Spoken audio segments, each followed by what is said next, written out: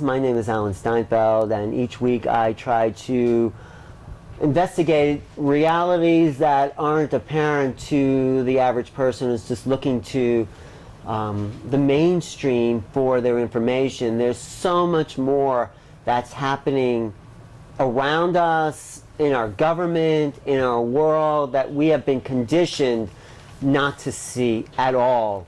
And tonight's guests have really devoted their lives to investigating this structures that exist outside this narrow box we've been conditioned to believe in.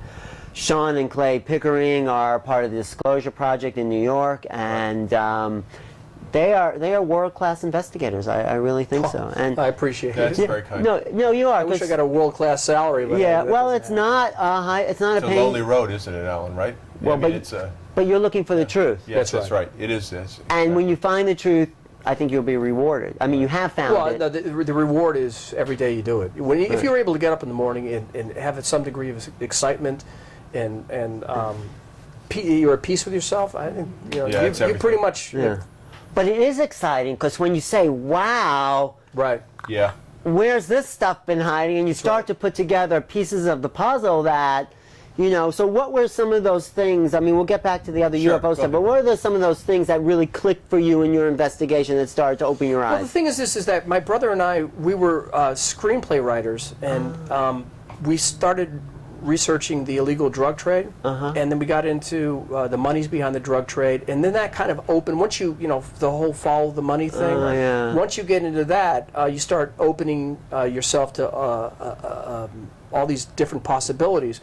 And it was Clay, actually, that kind of guided me into the UFO phenomenon, because I wasn't interested in it at all. But what did you find about the drug money that really was a shock for you, at the first shock along the way? I think initially is that how deeply embedded and involved the intelligence community was in the transporting and distribution of drugs in the United States. Was that like, oh my God, is this true? I'll tell you who Yeah. just hit to the point. Who are the two biggest drug dealers in the history of this nation? This is a really easy question. CIA? No, specifically two people. Oh, two people? The biggest drug dealers in the history of two people? And I'll be, I won't be bipartisan about it either. No, I don't know. Was Very it? simple. George Bush Sr. and William Jefferson Clinton. They're the two biggest drug. This is according to. And it's not about Republican, Democrat. This is according to information gleaned from certain operatives that are involved in these certain.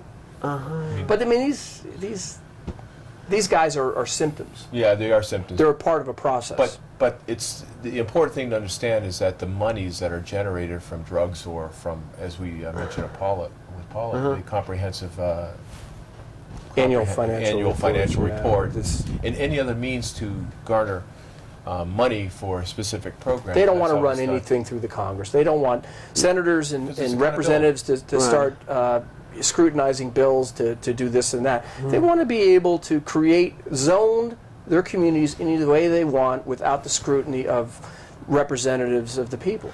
Well, I would love to get into those political things, but I really would love to talk about the UFO thing. Sure, so that's fine. So, I mean, because, I'd love to find out your source, and we can talk about that. But to answer your question is that where did metaphorically rock my boat is that I started seeing the same names in the same places and the same people, not just presently involved in it, but historically. So when you start looking, you're seeing the same modus operandi.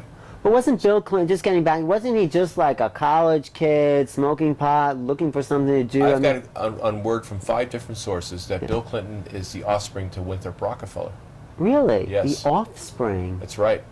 Wow. Now, that's a retired detective from New York. That's Eustace Mullins. I asked him. Eustace wrote Secrets of the Federal Reserve, and he would tell me specifics. There was a gentleman, a good friend of ours, who's on Broadway, very well-read man, says he knows a psychologist who actually has the paperwork on the bloodline that supports it. I can't confirm that. No, would it even surprise you?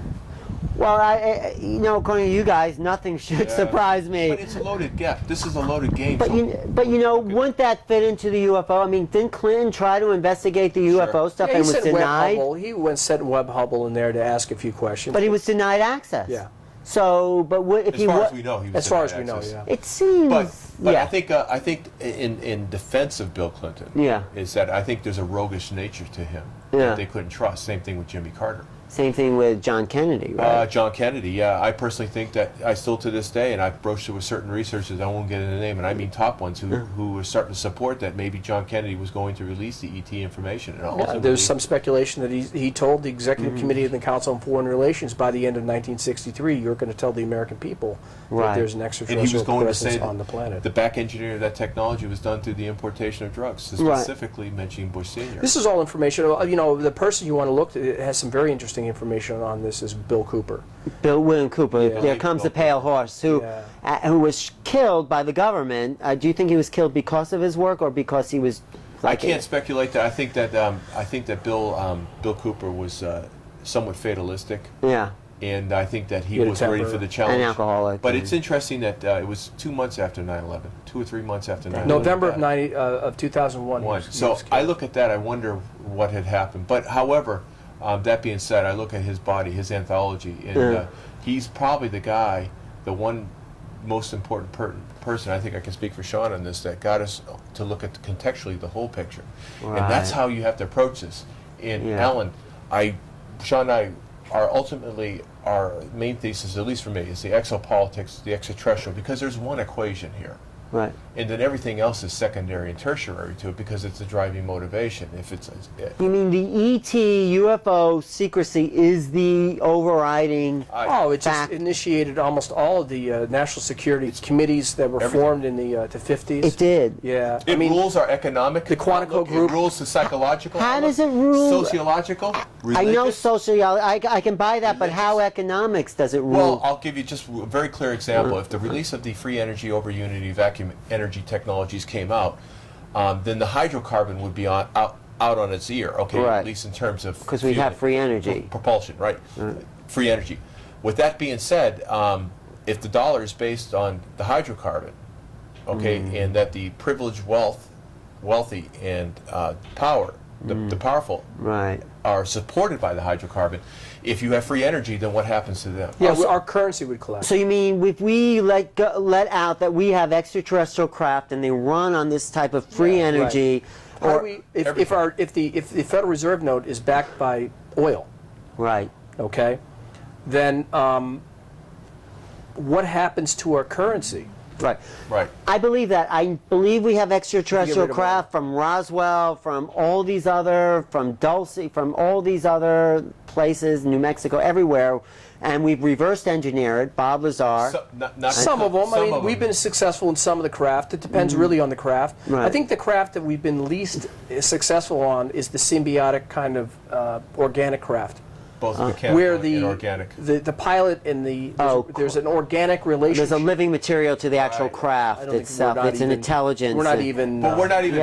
Well, the guy named Adair. What was his name? First name. David Adair. David Adair talked about the symbiotic craft at Area 51. That whole thing. Right. They have found where the pilots and the craft merge. Like the craft of the ship itself is conscious. But the Roswell crash, according to Corso, was the same thing. So you're saying the entity and the craft itself are one. Whether it was craft. But then we must have got the free energy from some of those crafts, though, right? That were found and retrieved. I think the free energy concept has been out there even before the craft. Tesla.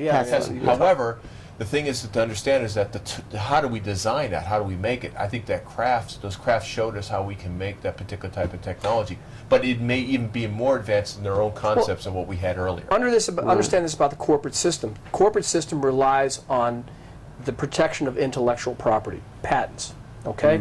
If you infuse into a society technology that moves faster than our ability to patent it and assimilate it and create jobs, it's useless. Corporations are going to be reticent. They're going to be resistant. But you need that push sometimes in order to create the mark, in order to create the new society, that's why all the cutting edge technology goes into the black programs, and they're gently seeded into the anthill hydro carbon-based economies 'Cause that we all... They don't want to upset the economic conditions of the status quo, you see? Right. So that's the main reason disclosure That's has one. not No, happened? That's one. The because- other one is religious. See, we Yeah. have to look at that. If ET came down here, we realize that, let's just say that ET genetically engineered the human species, according to Francis Crick from the Crick and Watson DNA Right. fame. Crick believed in directed panspermia.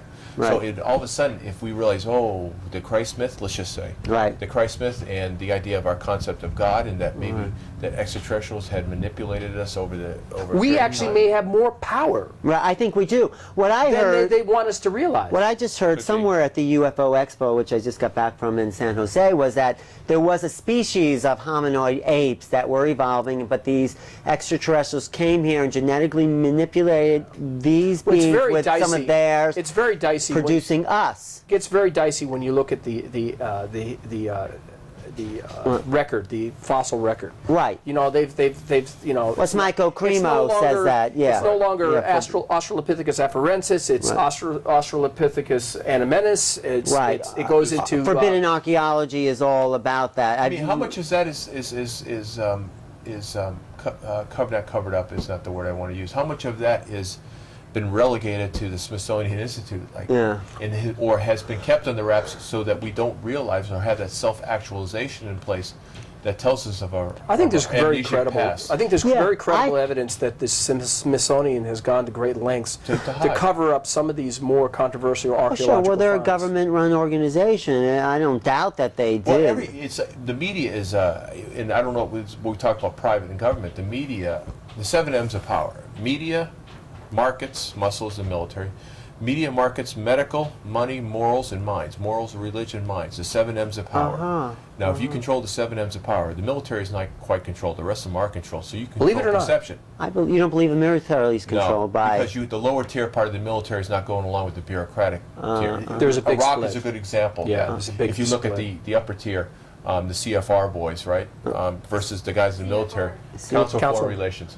So you're looking at a division within the military. You're looking at 2 tiers: the constitutional tier and then the globalist tier. The globalist tier is beyond the Constitution. They do what they want, But wherever they're they bought and want. sold by the Council of Foreign Relations, the Royal Institute of International Affairs, and the Bilderberg. However, Right. Club of there's Rome. warring Right. at the top between the Bilderberg and, say, the CFR people. Yeah, they don't let's always just say. see eye to eye. But with that being said, is that if we look at that particular paradigm in terms of control, in terms of elite control, they don't want to upset the apple cart. They kind of want to keep business as usual. Right. And the ET technology is not. Once it's out of the bag, that's it. I'll give you an Right. example. Within the Bilderberg group, there's the Franco-German alliance Okay. that basically represents the continental aspect of the euro. Okay. Now, they were not on board with the invasion of Iraq. They were not, They were not. because they wanted to keep the euro strong. Or was it They a had euro- their own self-interest, Okay. you know, whatever Okay. they were, okay? So one of the first places we went into, was the oil of ministry. And we cherry-picked those records. in Iraq. Now, it wasn't just French and Germans that were doing business with Hussein. There were Americans there, too. Right, But American those folk. Americans were never brought out. If they were, they was done in a very limited sense. But the German and French records were. And we strong-armed them into acquiescing to the neocon policy of going into Iraq. You know, the illegal oil deals, the Staying in scams, the Iraq. kickbacks. And the other place they went into was the Museum of Antiquities. Yeah, I know. They let that stuff be Well, destroyed. according to Dan Bursch and according to some of the Exopolitics researchers, is that the Germans were contracted by the Hussein government in the early 90s to dig tunnels and shelters, okay, because obviously after the Gulf War. It wasn't Bechtel, that's yeah. for sure. So basically for protection and hiding stashes, caches of anything they wanted. Right. But they found some stuff in the city of Ur. What? Or Ur. You are, And yeah. it was some of the old Sumerian technology. They believe they're called the Stargate technology, Cylinders. extraterrestrial technology. I've heard this. So these scrolls, these little scrolls, these cylinders were found, which evidently has this particular type of information of how the Stargate works. Right. So we Now, went into Iraq so- to get Stargate So we went in there to make technology. sure we confiscate that technology so it didn't get out. And Bursch goes at great length. Dan Dan Bursch. He was a microbiologist at Area 51, just for your audience. Wow. However, what's interesting is that I have the New York Times article that talks about those scrolls, but they don't get into what the scrolls are for. So these tiny scrolls were the object of the United States concern in the Museum of Antiquities. Well, yeah, there's the Bursch story is That's very the New York Times complicated. front page. What date is that? That happened about four years ago. So you really think there is Stargate technologies that our government now is aware Well, of? again, when that's a very difficult question to answer, categorically and with any significant degree of surety. I think that what you do is you look at your source and you look how consistent they are, and you just put it in the back of your head and you kind of wait to kind of confirm or deny it. The thing is, what's With interesting Bursch is the scroll. Yeah, These but the scrolls. other thing about Iraq, which makes it a kind of time continuum, is the birth of civilization there. Mesopotamia. Now we're coming back around to sort of maybe the end of They civilization. found something that they don't want. Bursch talks about these cylinders being activated and actually creating a reality that's very destructive. And see, he gets his information primarily from an ET called J-Rod. Is that a living ET? It was a living ET that was housed at Los Alamos, and there was one housed at Area 51. That was the one Catchers of Heaven was involved with? That was Michael Wolff. Yeah, Michael Wolff. Was that Right. the same Also, ET? Bill Uhouse worked with that as an engineer. Yeah. Wow. And so Teller would bring the J-Rod into Los Alamos, and then they would work. according Yeah, to Bursch, yeah. if these cylinders get activated as our solar system moves through the galactic core, Yeah, which is 2012, the Galactic Core. it'll create havoc. So what they want to do is collect the cylinders to make sure they don't get activated. This is so out there, even this for is what me. Bursch- This is so amazing. This is what Bursch has to offer, and so Fantastic. Talks about it and quite so, a bit. but you listen to the guy, and his credentials are there, and you say to yourself, "Wow, this sounds so convincing." Yeah, but it's so out there. So if we move into 2012, where our solar system lines up with the galactic core, and we don't put these, it gets weirder. it does like what? Because the J-Rods are ourselves some 45,000 years in the future and 52,000 years in the future. So they've come back in time in order to correct this part to save our planet, so they can have a That's future. kind of the idea. Now you get into real. This is a study in itself. You get into different timelines. Right. And So you get in Montauk Project albeolic information. right. So I don't know about that.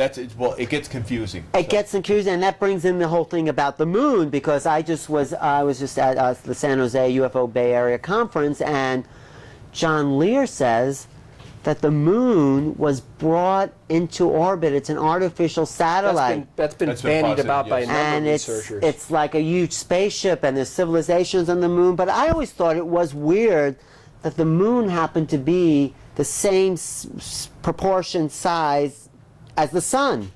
It matches perfectly, despite the distances. to create and the full eclipse. Yeah, create a full eclipse. Right, I mean, exactly. how is that an amazing. accident of nature? It's amazing, isn't it? It seems like they have to be brought in there and put in precisely Scientists even say that the moon is 1 billion years older than the Earth. So then that means the moon did not break off in particles. Right. Did not break So- off from the Earth.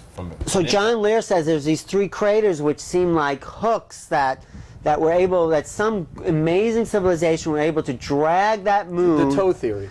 Yeah, into place, and for a while there's been reported there were 2 moons because of this giant spaceship that towed this into place, circled the Earth, and that eventually. Alex Collier talks about that too. And John Lear also says there's been civilizations on the moon ever since. Well, I mean, Ingo Swann remote Yeah. viewed the moon on the dark side, and he said that there's he saw this is very difficult to accept, but Ingo was very successful in his remote viewing of Jupiter. Oh, he founded remote viewing. His Jupiter remote viewing Yeah. basically confirmed 10 of 11 things that Pioneer probe Right. subsequently confirmed. Right. So he established the credibility of his remote Yeah. viewing, Yeah. and he remote viewed the other side of the moon, said what that did there he was a say? civilization there with naked humans as slaves involved in... Mining in a crater. Craters are... Right. It's John Lear bizarre. says there's a tower on the moon that captures souls of people who've died on I've Earth. heard this there, the soul Yeah, capture. I don't know about It's like, that. don't go to the light. Remember, that's John's I don't know. John's But- theory. Yeah, but he also was wearing a shirt that said CIA. He says he used to run the drugs for the CIA. Before he found out, or he knew about those. Well, he was a pilot. He Yeah, he was a pilot. in Turkey, I know that. Yeah. I mean, at least he was a pilot for years. But anyway, but back to the moon. He also said we have been on the moon since 1962. I've heard that. Probably. So the thing about what you're saying, or what people are not, I'm these, saying the conventional manned astronauts. That's important. Why I keep saying that. Okay. The named manned astronauts from Apollo 11 to Apollo 17. That's my problem. you say, or your research. I say that's a manipulation. But what Shawn and Clay are saying is that the Apollo astronauts that supposedly landed on the moon never landed They on the were moon. cover for another program. Or at least the Apollo record. You can just let's just. But I've met Edgar Mitchell. Why would he He lie? sounds like he's pretty convincing, but yet Yeah. Brian I like Sabrill, Edgar or Mitchell. what was it? Brian Sabrill. Brian Brian Leary? Sabrill. No. Sabrill goes into Edgar Mitchell's house and confronts him, and And Ed Mitchell kicks him in the ass, Yes. tells him to get out, and said maybe we should send some CIA people after him, get him. Well, anyone would do that. If I said, hey, you're not who you say you are, I mean... I would never, as a representative of The an guy- agency, which he is, and he's an astronaut, he demands a degree of respect and consideration. I would never behave that way. But let's say Edgar Mitchell did go to the moon and someone comes in and says, hey, you never went to the moon, tell me what's going on. You would think this guy's crazy and Alan, throw him can I out of say your something? house. Yeah. Well, I tell you what, how I react when you know you're right. Yeah. You know you've done it. Yeah. You know the truth. You don't. You don't even have to react. Yeah, when someone comes Because into your it's not- house and it's a and truth. It's inherent. It's innate. But when you haven't been part of something, you've been part of manipulation. You tend to react violently. But you know, Edgar Mitchell's also come out and saying, yeah, there's UFOs. We've been briefed that's- on that. there's- So there's- it's like, It There's doesn't the- negate his information about UFOs. However, it does, to me, my opinion is that it does negate his information about seeing, let's just say that he saw UFOs on the moon. For instance, Aldrin and Armstrong. Yeah. I have a problem with that. But if you look at the psychological implications, who are the people that are going to investigate whether or not we went to the moon? Let's just say the UFO ET crowd are going to look at that. Yeah. Now, if Armstrong and Aldrin say, yeah, I saw ETs on the moon, it kind of nullifies these guys from getting into the Apollo research, don't you think? but aren't you Because saying... it negates their own ET The UFO problem phenomenon. with most of the testimony Yeah. dealing with astronauts and ham operators picking up the conversations Right. is that the lunar reflectors in place were of such a signal that ham operators could not pick up. There was such a low signal that ham operators could not pick up those signals. But NASA did, or claimed they to. the dish at Goldstone, which is an 85-foot In dish, California, Southern could pick it up. So that makes sense, right? If it's such a low signal, you need a very sophisticated, Well, it high-powered gets us dish. into the veracity of the ham operator's testimony that, I picked up astronauts talking about, ETs on the moon. Oh, So it means that testimony was seeded or put in there to mislead, because the actuality of ham operators picking up astronaut conversations, according to Percy and Bennett, is an impossibility, because the lunar reflectors signal back to Earth was such a low strength, so ham operators claim to have heard... they could not have heard it. They could not. Right. So that discounts the theory that they were talking about But that. This is, according to Bennett, they could not have heard it. But Right. from what I understand, in low Earth orbit, Yeah. astronauts, ham operators could probably in all Yes. likelihood pick that up. ET activity. Do you follow what I'm saying? But not on the lunar surface. So are you saying that the astronauts on the moon did talk about ETs Yes, they and did. Aldrin and Armstrong. and the ham operators did pick it up? They claimed that they picked up information of astronauts talking about ETs. They claimed it. So we Right. don't know who's true, who's giving false I information. can only look at try to look at the evidence and the facts and the contradictions and the anomalies of the Apollo record. That's Right. that's where I'm at, Alan, Right. okay? No, I So trust I'm that. separating that. Probably if you have gravitic technology, ET technology in the 40s, let's just say Yeah. you're a back engineer, or let's just say you have a cooperation with ET and he says, hey, you want to see the moon? Yeah. Yeah, you're going to go, right? Right. So it happens to be 1962. Right. Hey, can I bring some of my buddies and scientists? Yeah, come on, hop aboard.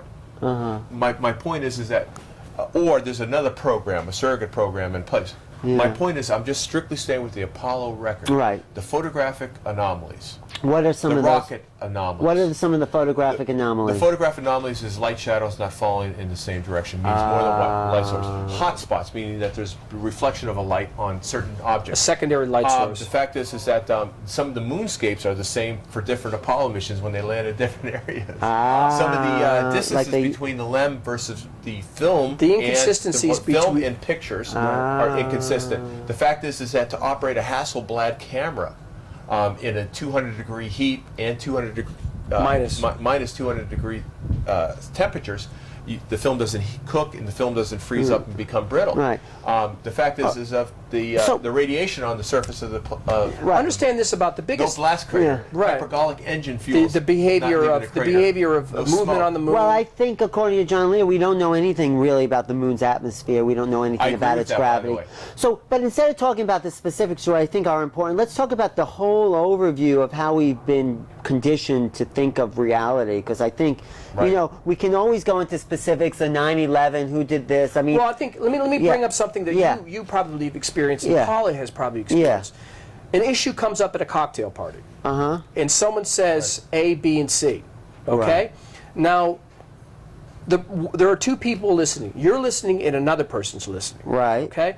Now the person listening agrees with A, B, and C, but you, because you've been involved in looking at reality from a 360 degree, the holographic image that pops into your head is multidimensional. Right. Which means that puts you in a different paradigm than this person who's seeing the two-dimensional interpretation. Exactly.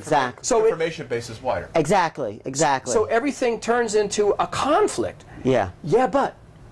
Because they're not seeing the bigger picture. I mean, you could be looking out of a crack in the window and you're just seeing this, but if someone's looking this, they're seeing a bigger landscape. And this is what happens when you start looking at reality from 360 degrees, is that you're interpreting the variables differently. That's right. That's why I do this program, so I can give people that perspective. Right. And so what can we leave people with? Because the patience has to be on our part to allow the two-dimensional to pop up into the 3 or 4-dimensional in the person that disagrees with you. Right, but how do we stimulate people's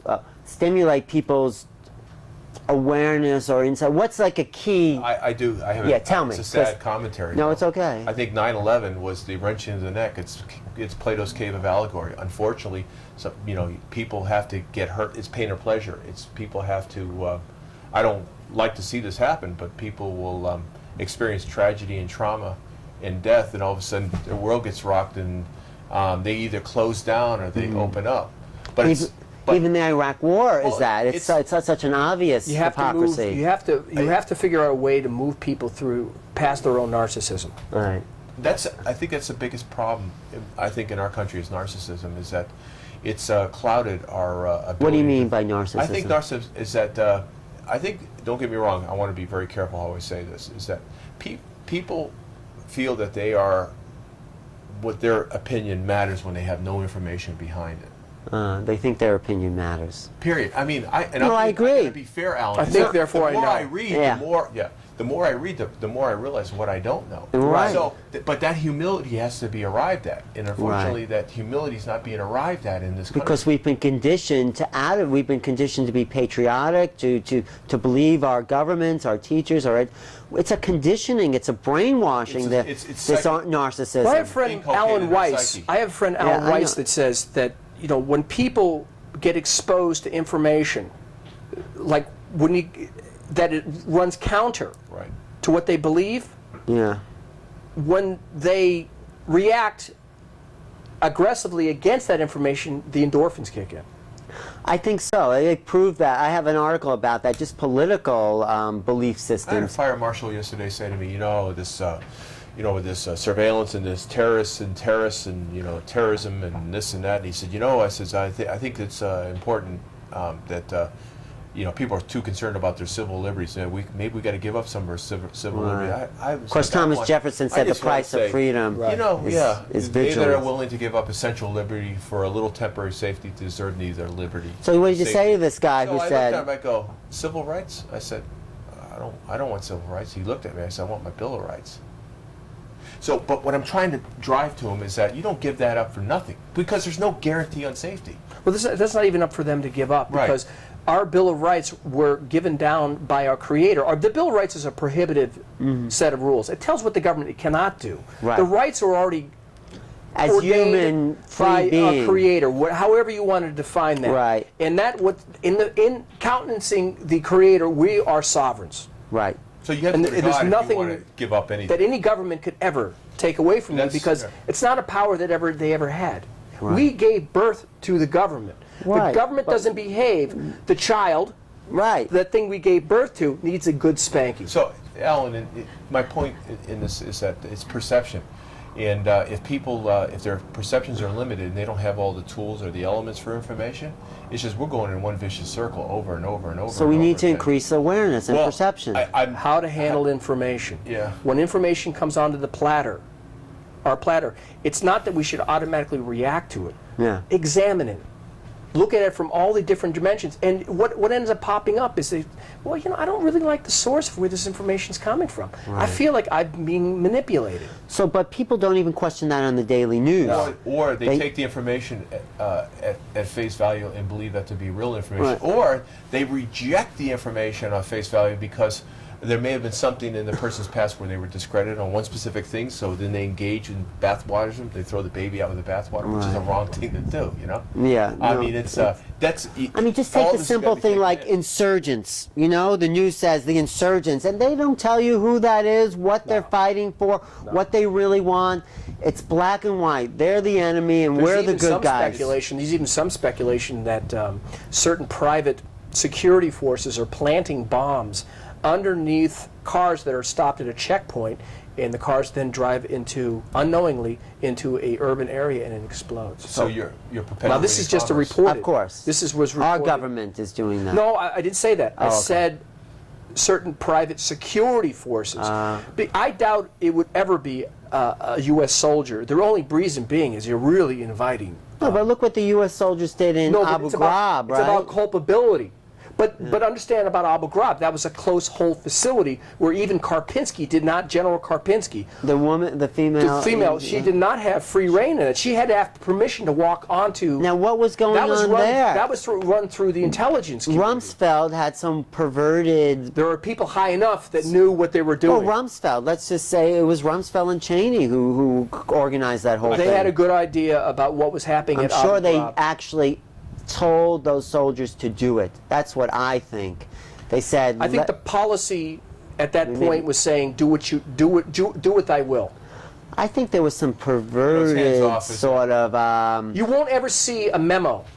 No, you won't ever see a memo from Rumsfeld saying, waterboard these people, torture them, humiliate them, and in some case even terminate them if we can't get information. I don't think you'll ever see. This is the whole point of the compartmentalization. Sometimes you get a little bit of leakage or whistleblowing that happens. Okay, it just depends on the consensus how much people are ready to accept it. Well, do you think the UFO has been leaked? Some of that leakage has come from in order to get us ready. Acclimated, I think there's an acclimation program. I think the acclimation program is at odds with itself between certain groups that want to keep most of it under wraps, and some that want to release the information. To understand the acclimation program, it's geared towards the subconscious, not the conscious. How are they talking to our subconscious? The idea of exposing people to possible scenarios is to acquaint people with that possibility, whereby when they first see it, they won't seep into an area, subconscious panic. Well, here's one. Men in Black, the film, is a great training film. Or ET even.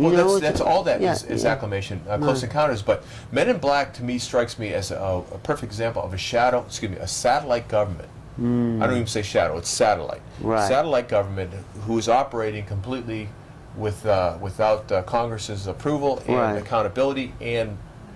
But that exists. We know that exists. We know the shadow government exists. Yeah. You and I, we know. Yeah. But does the Joe Schmo... satellite government people don't know exists. No, but... It's a different entity. Yeah. But does the general population know? No, they have no idea. They still think that Republican and Democrats are different at the top, and they're not. Right. And I think, there probably was a difference between Gore and Bush in the 2000 election. I really think at the top, no. I gotta tell you. Well, no, I think there was an inclination towards methodology. If we had Al Gore, it would have been applied differently. I don't think the 9/11 thing would have happened with Al Gore. No, I think that you needed...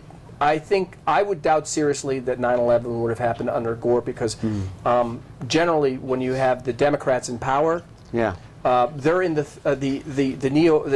more aggressive people are in the think tanks. The neoconservatives. When the Republicans come into power, the neoconservatives move out of the think tanks into actual government agencies. So this is where you continually see the migration of these semi-private, semi-government people in and out of private and public. But I can't office. even say that for certain, Shawn, with Gore. I think there was a plan, and that plan had to go at a certain point. I think it was a lot easier getting Bush into office to be able to implement it. There would be less friction. I think what I'm saying is that if Gore was residing over the executive office at 9/11, I think people would have been a little more reticent to jump into Iraq, the military bandwagon, because I don't think they would have.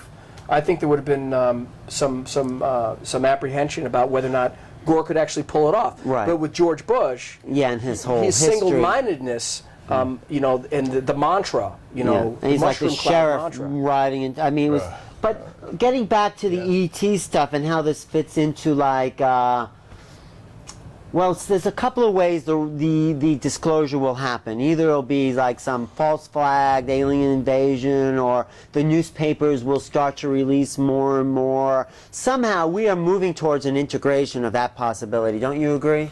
I think that It the can't be release kept- of the UFO information will be connected to a Samson option, where a Samson option, that everything else had failed, and they need the big push. Now this gets back into Carol Rosen's exposure to the plan by Werner von Braun. They said, you know, first there's going to be Rogue nation, the rogue end of the Cold terrorists. War, the rogue nation state threat, and then we're going to move into the war on terror. If that doesn't work, they'll use the rogue asteroid threat, and if that doesn't work, in terms of weaponization of space, Then the it'll ET be part. the ET threat.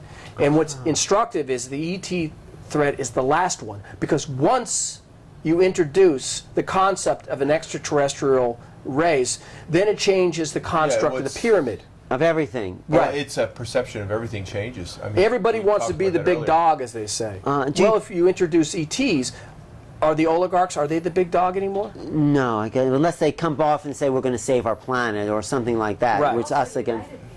Also what? You've united Earthlings.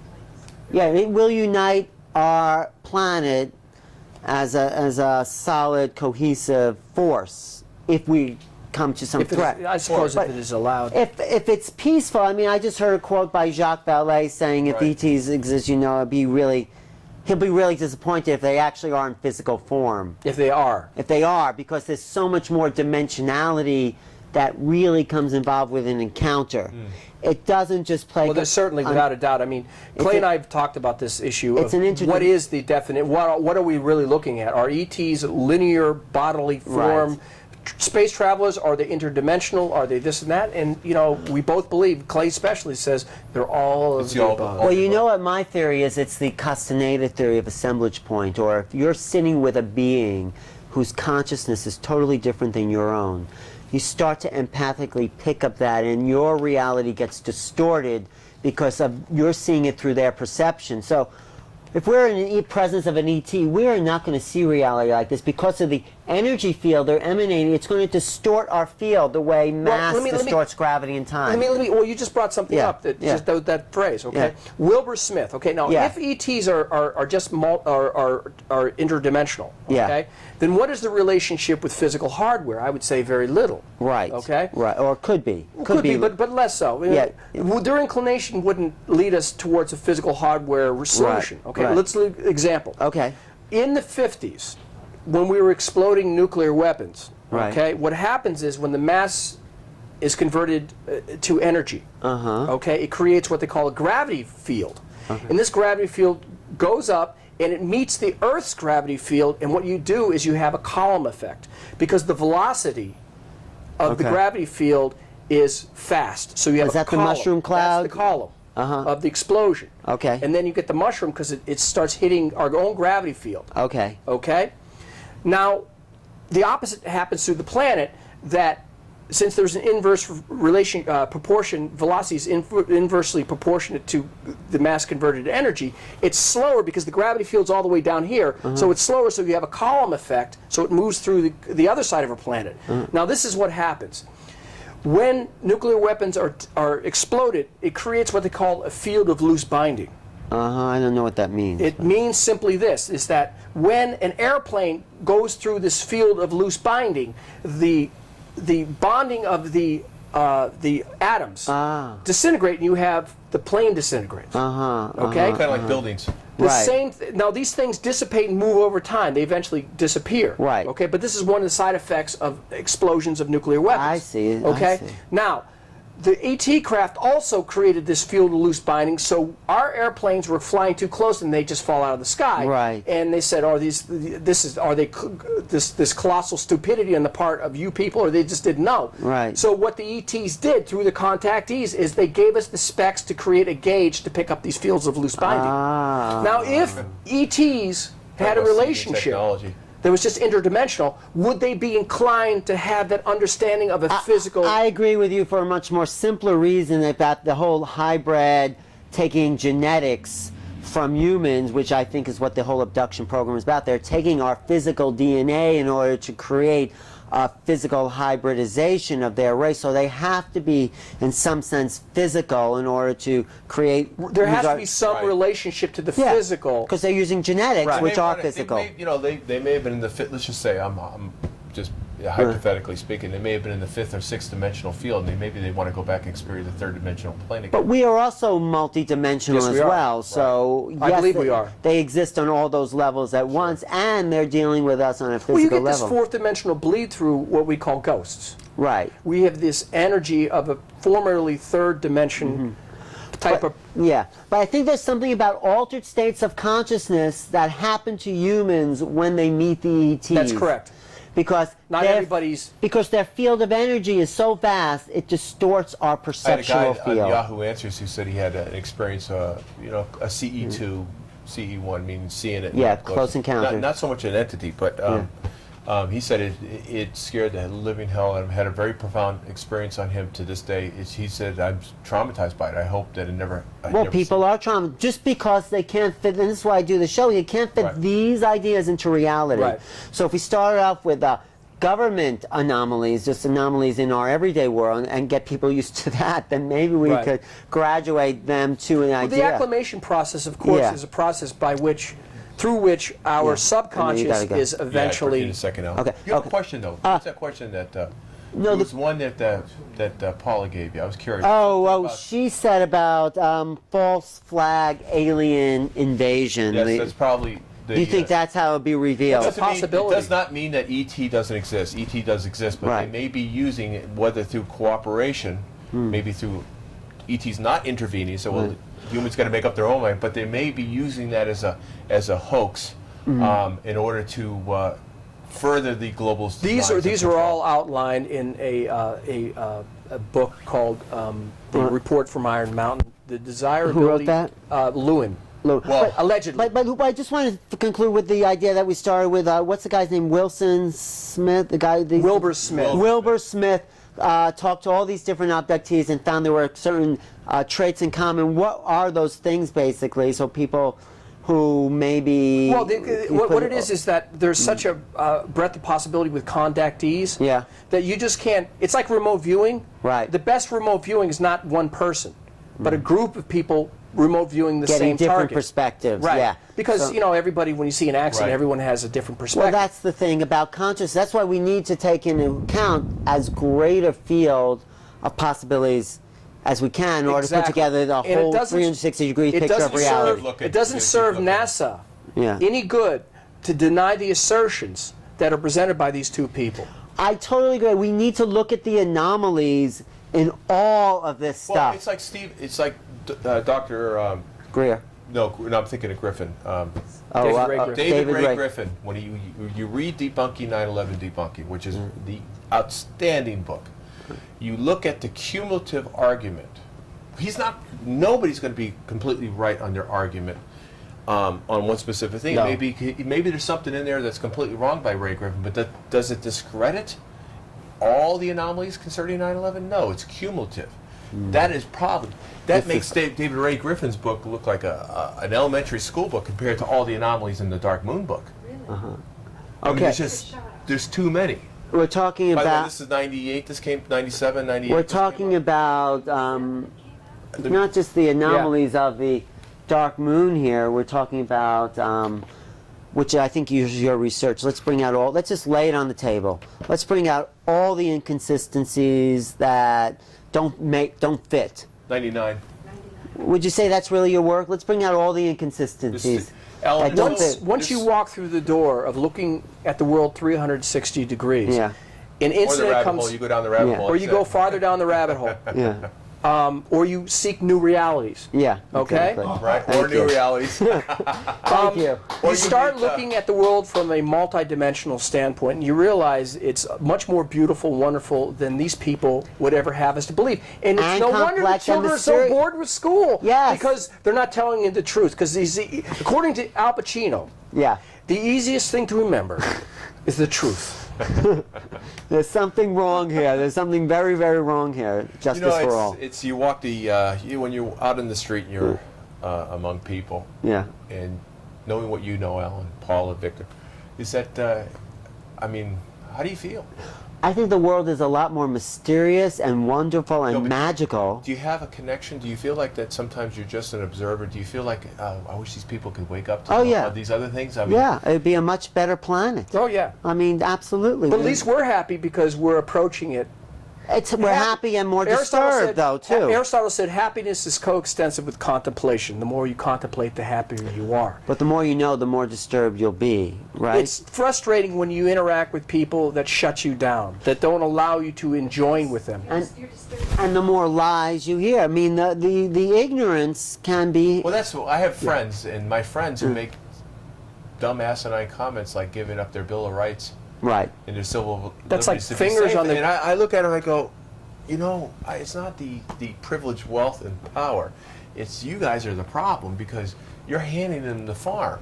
Right. And you're not willing to fight for it. Because they've been conditioned to think all they care about is their paycheck and food, and they don't see the big picture. Why go the other way now? You know, like for instance, the shark that washed up in Rockaway Beach. right. That was a terrorist shark. You know that? I didn't know that.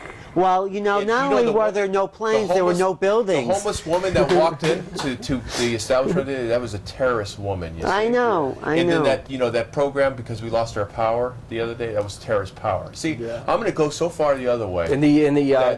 pipe explosion a couple weeks ago, the steam thing. And then there's these like middle things. Was the bridge that fell down? You know, government, terrorists, I mean, it's, technology. I mean, if you go that far extreme, then everything has to be questioned in some sense. I think that in as far as coincidences, I don't think there's coincidence.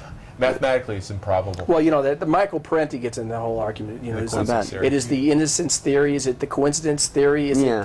it the unintended consequence theory? Is it the somnambulist theory? Is it Well- all these theories? We're going to do more shows. I mean, thank you. We've Alan, just thank spent you. 3 hours here online at rabbitholecentral.tv. Shawn and Clay Pickering headed Right. the disclosure I mean, I'd love to 3 do it hours. again, guys. Well, it's Disclosure Network New York. The website is DN Disclosure Network NY. So DNNY.org. And Nick Curto is the other co-director. Nick's the founder of the of the New York DNA. You know, a lot of people, and it started by Stephen Greer, sort of comes out We of were that. an offshoot of that because Stephen Greer wasn't crazy about us looking But into other But areas. he even conceded later, Yeah. 6 years later, after he said, you know, I look at this stuff and I have to take a holistic view of what's going on. There's no. But he even says maybe I should call it Disclosure Network. But many people have problems with Greer, you Welcome know. to the world, I know. Stephen. Lear, all those people, because he gets into the military. I don't think the military is involved in the abductions in the level that Not the military per se, but maybe private corporations. he gets that- off on some other tracks, Greer, that I don't agree with. Not the and- military Greer's per se. Lear. Well, what? Greer or Greer, Lear? Greer, Stephen Stephen No, Greer. I know what you mean. It's but Yeah. it's like it's like anything. His 2001 disclosure project is seminal work. I is. give that tape out and I say, you guys, now you can't get around this, and then that gets them involved. Now we can get Right. into the minutia of some of the things. Right. But Right. I agree with you, Alan. There's It things I allows disagree with it allows you. that two-dimensional image to pop into the 3D. And it's okay to disagree. You know, Right. I disagree with Paula about 9/11 all the time. It's a source of our major. Are you guys the conflicting of the no planes thing? No, I'm not saying. I'm saying there's no buildings. There were never any buildings there at all. Because you can't see. They're not there now. Right from the It's the no building theory. Well, No, I'm kidding. there's actually a theory out there know that something, there was a time transfer that took place. It's a time transfer. We're living in a different dimension where there really weren't any buildings. They could only fool us for so long that there were buildings there. That's what I say. No, I don't know. I don't know That means anything Nelson about and David that. never really existed. Nobody ever really That's existed, you Show know? your hand, Alan. What? No, I don't know. I'm not gonna. You know something? No, I think- I learned a long time ago that if our perceptions are a hologram, Yeah. then God knows what we're really seeing out there or what we're not seeing. That's right. So That's right. I mean, I'm going to be fair. So when people ask me the three-dimensional consensual reality, I'll say probably, okay, well, let's start with the planes. But it Go from shouldn't. there. The 9/11. But I'm not. I won't. I close think there off. were planes. I The won't close- I 9/11. won't close The off. 9/11 vote should not be divisive in that in the sense. I think we all can agree What?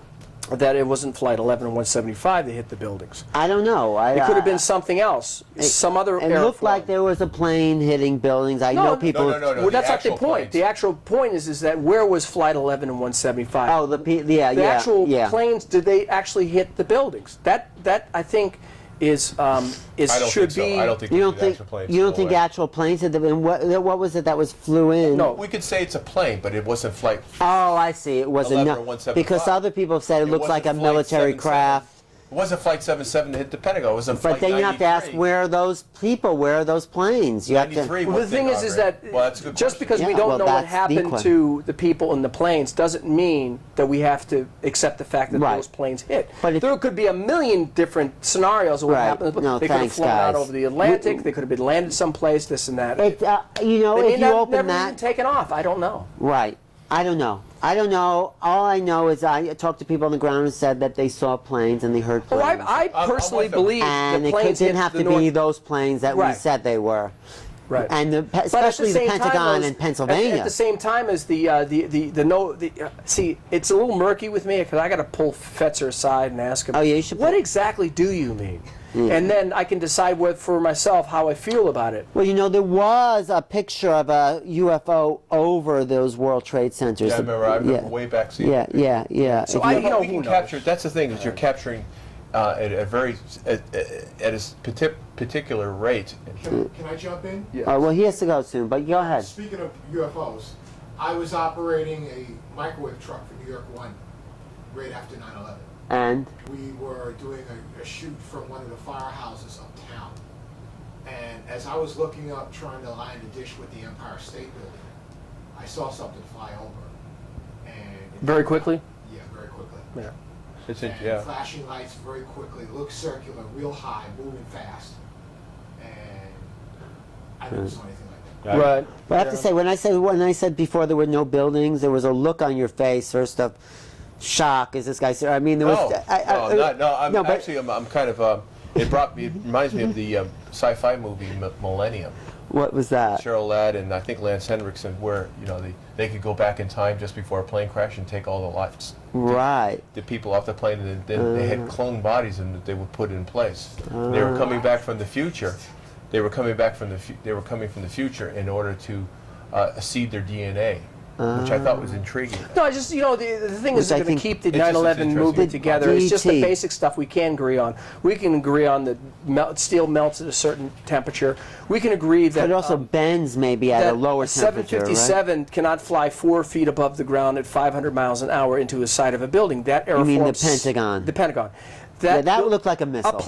A plane simply cannot perform that way. That We was, can I would agree say, on was a these things. missile. Yeah, but once you have a missile, let's say once we concede or Yeah. we prove that there's a missile, all bets are off and everything else. No, I you know. see? No, but I you know. know, I know you know that. I know. Well, I'm conceding that, but I think the general public. Barely. No, I concede there's something weird I about the pointed something. Pentagon. You ever see the footage? And I think if you guys can remember this, if you take your position, your POV, from your point of reference, and then remember the South Tower was in front of you. This is the video clip you watch on the screen. Then you saw the plane come in and make the hard left turn. Remember that hard left turn before it hit the tower? yeah. Don't you guys remember that? It's don't- amazing. From in India.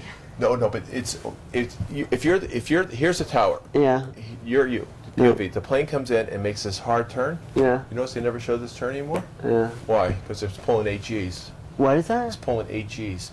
Is it? Yeah. So that means Eight gravity forces. I mean, that's yeah. a stress factor. Force of gravity, 8 Gs. Okay, To make on that- the moon is 1/6 gravity, 1/6. So to pull what does that mean to pull 8 Gs? equivalent. Well, Earth. it would create a operate stress in on the 1G. aircraft and the pilots that would be tremendous. Well, that doesn't matter. They're going to hit the buildings and smash up The any... problem is that means that these pilots would have to have flight suits on to pump oxygen into their brains. So, or they were drone aircraft. There was nobody on board those planes. Right. But they never show that footage. That's a vote for me that was get an that. airplane. I mean, it wasn't Flight 11, 175, but you never see that again. I get it. That's a good point. I mean, You if see? if you really are convinced that it is 8 Gs, how do you know for sure? Because there was pilots, Colonel Don de No, Grand it's Prix. a mathematical. Let me finish it. Colonel Don de Grand Prix Right. and a bunch of men, September 16th, 17th of 2001, had a symposium at Fort Belvoir, and they all said that the plane was pulling 6 to 8 Gs. So for these So they airplanes say couldn't it- fly planes, let alone It is a plane. Right. It is a plane, Well- but it was impossible for humans to yeah, control well, these that. guys couldn't fly planes, but Right. even if they could fly, they'd have to have a flight suit on, and I'm sorry, it's not going to work. At 400, Right. 500 miles an hour, the turn that it made, they could do the calculations to find out what the Gs are. So where were the drone planes launched from, if they were drone planes? I mean, that's a whole nother... That's a good question. Who knows? Anyway. That's something we can't know because we weren't, you'd have to get a whistleblower. Sean, go back on 4 or 5 Gs, and that's still a problem too. Yeah. Do you 4 or wanna- 5 do you Gs. wanna come back tomorrow with Fetzer on Unfortunately, I the can't. Not Oh, tomorrow. when can you come back? Wednesday, Friday? Spencer going to be here This tomorrow? week, No, he's going to be on the phone. Call in. Oh wow. Well, it doesn't have to be Yes. tomorrow, though. When are you free? I'm not sure. This week is going to be out. Friday? Next week's going to be Not tough working too because we got the I'm 9/11 working tonight, I stuff. gotta and- work. What are you doing on 9/11? Well, I mean, we got the Disclosure Network, Disclosure New York, Network, and then yeah. I got the 9/11 stuff. What do you do? What 9/11 stuff do you got to do? Well, I'm going to go to probably the church. Oh, We The- promised Les Jameson we'd go out there too. to talk. Yeah. No, not to talk. I don't to want to listen. talk, but Is there a big 9/11 celebration at the St. Mark's Church? I'm going out there specifically, really, to buy 2 more of Griffin's books. Oh, you like I'm gonna- Griffin's? You think his analysis is one of the best? That is one of the best. Yeah. Take that and apply it to the Apollo mission. Has he done that No, himself? take But the has he same done that? blueprint. No. No. Take Not the that same I'm aware blueprint of. and do the same thing. So Or take Percy and Bennett's and do the same thing. you have to think, what are they planning next? If everything you're saying is true, what are they planning? Well, it's not a static Available to- situation. It's always in a dynamic situation where We have everything. the These- cameras in the These guys have to go though, Paul. Yeah, I guess Paul, he so. has to go. For a few minutes. Paul, I gotta say. you have to. I gotta You have to do what? I What? gotta go. I gotta run. He has to go. What? Oh, no, I gotta grab this right now. 'cause What? we're almost there. What? Can we do it here? Right What? now? Can I just- What? Did you have a question for Fetzer? Okay, we have a Do you have a question. for Jim? Yeah, I guess we could just, I got it. Well, we'll just put him We are on. rabbit holes in. Go ahead. Please. Is this Jim Fetzner? Yes. We're here with- We have here Shawn Pickering and his brother Clay Pickering, who are with the Disclosure Network.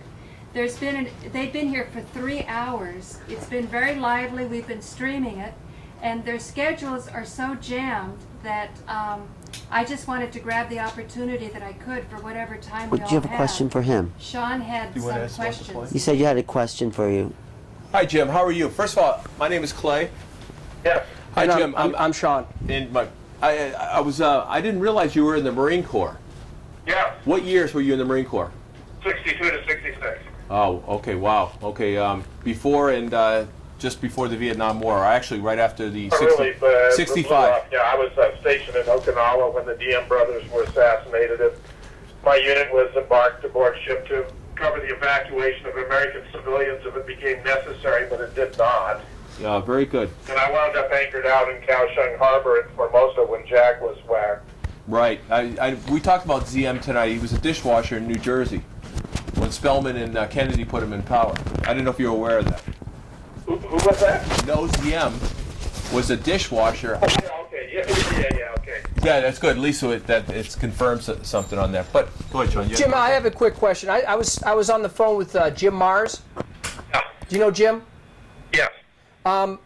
And there is a concern within the 9/11 movement that although we may certain elements may disagree about the planes, no planes, I think it's very important for all of us to stay essentially on the same page about the fact that we don't believe that Flight 11 175 hit the North and the South Tower, and that I'd hate to see the movement get splintered into a contentious situation. How do you feel about that? Well, I agree with you. It's a complicated business. Video fakery is really a mess to sort out. I've been impressed with the September clues sequence and the evidence it provides, as well as Ace Baker's study of Chopper 5 composite, so that at this point I'm rather inclined to believe that there was video fakery in terms of broadcasts being made on 9/11. Right. Those are compatible with real planes if, in fact, they were faking the video in order to conceal features of those planes or of their mode of interaction with the buildings, where I'm much less certain how things should be sorted out. So I'm inclined to believe there was video fakery and tend to be agnostic about the plane issue. I'm right with you. A friend of mine was on the Brooklyn Bridge at the time that the South Tower was struck, and the aeroform that he saw strike the South Tower was a completely black plane. Really? And he said this right after the event happened, and he and his girlfriend both saw the same thing, and I asked her separately from him, and she said the exact same thing. And these two individuals have no vested interest in inflating what they saw. Right. So I just... Of course, we got oddities about the planes across the board. I mean, no big Boeing hit the Pentagon. I think that's provable on multiple grounds, even if one may have flown over the building. About the same time, a much smaller aircraft appears to have fired a missile into the building and perhaps impacted with it. Shanksville is, of course, a complete mystery. Certainly no big crash the way the government claims. It's a completely absurd crash site for a whole lot of reasons. And, of course, if you check the FAA data, it turns out that Flight 11, which is supposed to have hit the North Tower, wasn't deregistered until the 14th of January 2002. Flight 77, yeah, that's right, which is supposed to have hit the Pentagon, and United 175